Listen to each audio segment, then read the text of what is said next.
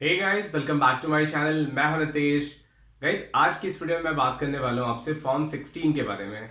मेरे पास बहुत लोगों की क्वेरी आती है इस बारे में कि फॉर्म 16 के बारे में उन्हें एक डिटेल वीडियो चाहिए और वो जानना चाहते हैं कि फॉर्म 16 क्या होता है, इसे कौन इशू करता है, इससे किस तरीके से आप आईटीआर में क्या यूज होता है इसका, और कंपनीज को कब इसे इशू करना होता है। इसके रिगार्डिंग बहुत सारे क्वेश्चन आते हैं मेरे पास।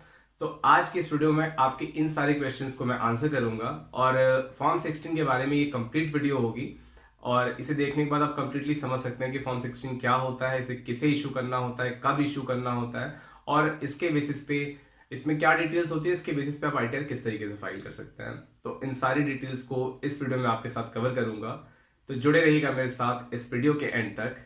चलिए शुरू करते हैं। गाइस, सबसे पहला क्वेश्चन आता है कि फॉर्म 16 क्या होता है। तो यहाँ मैं आपको बताना चाहूँ कि फॉर्म 16 जो होता है वो एक टीडीएस सर्टिफिकेट होता है। इसमें आपकी जितने आपके जो एम्प्लॉयर होते हैं वो इस इशू करता है। जो आपकी कंपनीज होती हैं जहाँ पे आप काम कर रहे होते हैं वो इसको इशू करता है, और ये सिर्फ और सिर्फ सैलरीड पर्सन के केस में इशू किया जाता है। यानी कि अगर आप किसी कंपनी में काम करते हैं तो आपका जितना भी टीडीएस कटा होता है वो इस टीडीएस सर्टिफिकेट यानी कि फॉर्म 16 में कंप्लीटली वो शो करा जाता है। आपकी पूरी साल में जितनी भी सैलरी है उसका कंप्लीट डिटेल होता है। उसके साथ ही साथ उस पर जितना टीडीएस काटा गया है उस चीज की इसमें डिटेल होती है। ये बेसिकली दो पार्ट में बनाया जाता है। इसमें फॉर्म 16 के अंदर में दो पार्ट होते हैं। जो पहला पार्ट होता है उसमें आपके एम्प्लॉयर की डिटेल, आपकी डिटेल यानी कि जो एम्प्लॉय होता है उसकी डिटेल, आपकी जो सैलरी है टोटल उसकी डिटेल होती है, जितना टीडीएस कटा होता है उसकी समरी होती है। उसके साथ ही साथ अब पार्ट बी की जब बात करते हैं तो पार्ट बी होता है एनेक्जर होता है। एनेक्जर मतलब कि यहाँ पे आपकी कंप्लीट डिटेल होती है, पूरी कैलकुलेशन होती है कि किस तरीके से यहाँ पे आपकी जो टीडीएस काटा गया है, जितनी सैलरी दी गई है उसका किस तरीके से कैलकुलेशन करा गया है, और कंप्लीट डिटेल होती है उसमें। आपकी जितने भी डिडक्शंस वगैरह होती है सब कुछ इसमें मेंशन करा गया होता है। और कंप्लीटली जो लास्ट में जो आपकी जो सैलरी बचती है जो कि टैक्सेबल पार्ट होता है जितना, उस पर जो टीडीएस बन रहा होता है वो दिखाया गया होता है कि इतना टीडीएस बना हुआ, उसी के बेसिस पे काटा गया है। चलिए गाइस, अब बात करते हैं कि फॉर्म 16 किसे इशू करना होता है। फॉर्म 16 इशू करना होता है गाइस एम्प्लॉयर को अपने एम्प्लॉय को। कहने का मतलब है कि जिसके अंडर में आप काम कर रहे होते हैं, जिस भी कंपनी में काम कर रहे हैं, जिस एम्प्लॉयर के अंडर में आप काम कर रहे हैं, तो वहां पे उस एम्प्लॉयर को अपने एम्प्लॉय का जितना भी टीडीएस उसने काटा है उसके बिहाफ पे उसको फॉर्म 16 इशू करना होता है। सपोज करिए अगर मैं इंफोसिस में काम कर रहा हूँ, इंफोसिस ने मेरे सैलरी में जो टीडीएस काट रखा है वो पूरे साल में 1 लाख रुपए का टीडीएस काट रखा हुआ है।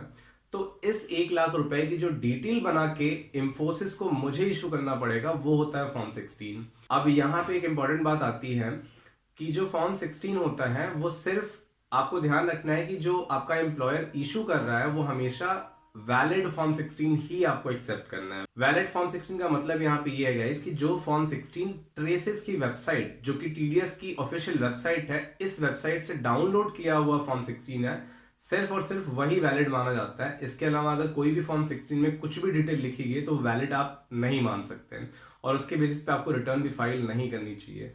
तो अगर आपका एम्प्लॉयर आपको किसी और तरीके का फॉर्म 16 देता है तो आपको उसे एक्सेप्ट नहीं करना है। हमेशा आप उससे जो ऑफिशियल वेबसाइट जो टीडीएस की है, ट्रेसेस वेबसाइट है, उस पोर्टल के थ्रू जो फॉर्म 16 इशू किया जाता है उसे ही आपको एक्सेप्ट करना है।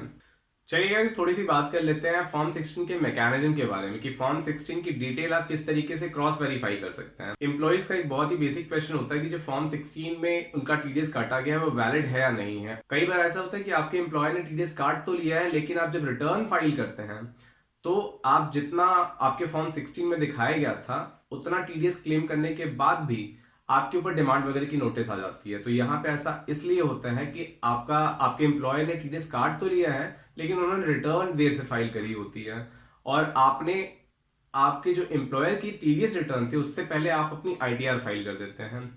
तो होता क्या है कि आपका जितना भी टीडीएस कटा हुआ होता है वो इनकम टैक्स पे रिफ्लेक्ट नहीं हो पाता, और उसके अगेंस्ट में आपकी डिमांड खड़ी हो जाती है।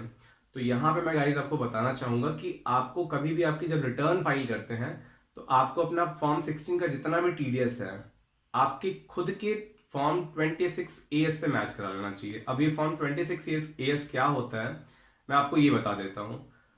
फॉर्म 16 गाइस बेसिकली इस तरीके से काम करता है कि जो आपका एम्प्लॉयर होता है वो अपने एम्प्लॉय का टीडीएस काटता है और इस काटे हुए टीडीएस को वो जमा करता है इनकम टैक्स डिपार्टमेंट के पास में।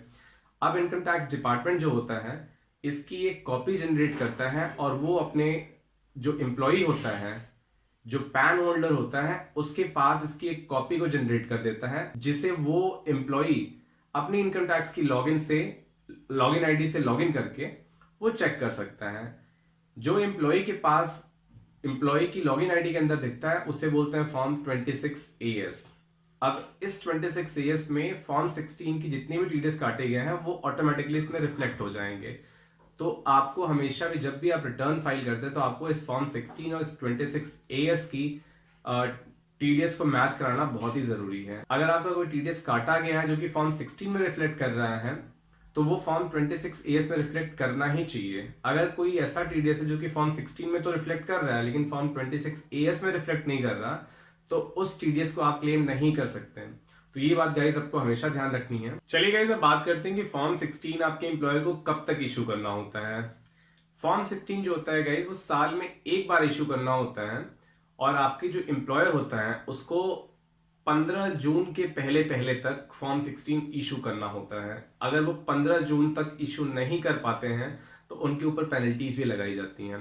15 जून का यहाँ मतलब ये है कि जैसे आपकी जो सैलरी है, आपने फाइनेंशियल ईयर 2019-2020 यानी कि 1 अप्रैल 2019 से 31 मार्च 2020 तक की जितनी भी सैलरी आपने कमाई है उस पे जितना भी टीडीएस काटा गया है उसके अगेंस्ट में आपको जो फॉर्म 16 इशू होगा वो आपको 15 जून 2020 के पहले पहले तक इशू हो जाना चाहिए। तो अगर उसके पहले तक इशू नहीं करते हैं, एम्प्लॉयर आपका उसके पहले तक इशू नहीं कर पाता तो आपके एम्प्लॉयर के ऊपर पेनल्टीज लगाई जाती हैं। अब यहाँ पे मैं आपको एक इंपॉर्टेंट बात बताना चाहूंगा, कई बार ऐसा होता है कि एम्प्लॉयज की जो कुछ डिडक्शंस की डिटेल होती है वो फॉर्म 16 में रिफ्लेक्ट नहीं होती हैं और उसकी वजह से उनका टीडीएस जो होता है वो ज्यादा काट लिया जाता है।